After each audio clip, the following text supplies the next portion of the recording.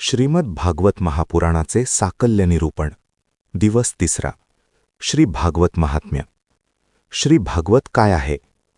श्रीमद भागवताच्या अनेक व्याख्या लोकांना ऐकिवत असतील. हे महर्षी व्यासांनी लिहिलेले एक पुराण आहे.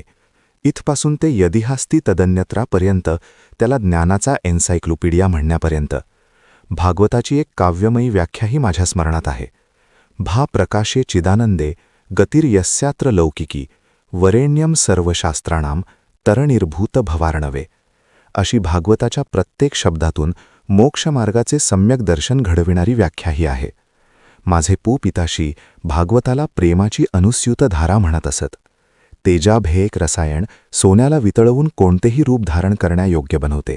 तसेच भागवतही एक रसायनच आहे, ज्यायोगे जड देहाश्रित अशा जीवात्म्याला पिंडातून ब्रह्मांडात विरघळून टाकते. त्याच्या मन, बुद्धी, चित्त आणि अहंकार या अंतःकरण व चतुष्टयाची परिपूर्ण शुद्धी करते. अयम निजः परोवेत्तीची भावना जगाला कवेत घेण्याएवढी उदार करते. माणसाला माणूस म्हणून जगण्याचा मार्ग तर दाखवतेच, पण माणसात देवत्व भरण्याची शक्ती श्रीमद भागवतात निश्चित आहे.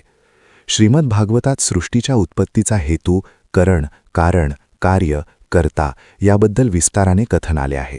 त्याचबरोबर क्रांती, उत्क्रांती, ग्रह, नक्षत्रादी गूढ गोष्टीचे ज्ञान आहे. परंपरा सांगणाऱ्या कर्मविपाक सिद्धांताबद्दल सत्यान्वेषण करून देणाऱ्या कथा आहेत. चमत्कारामागील विज्ञान शोधण्याची उर्मी जागवणाऱ्या कथा आहेत. आणि त्या कथा भाकड कथा नाहीत, तर त्यातून दिव्यदृष्टीचे सृजन करून मानवी जीवन कृतकृत्य करणारे आहेत. श्री भागवत हे श्रीकृष्ण लीलांचे गान आहे असा समज प्रचलित असला तरी कृष्ण अवताराच्या द्वापरयुगापूर्वी, त्रेता आणि त्यापूर्वी कृतयुगाचे अवतरण झालेले आहे. या चतुर्युगाच्या निर्मितीसंबंधीही यात आश्वासक माहिती येते.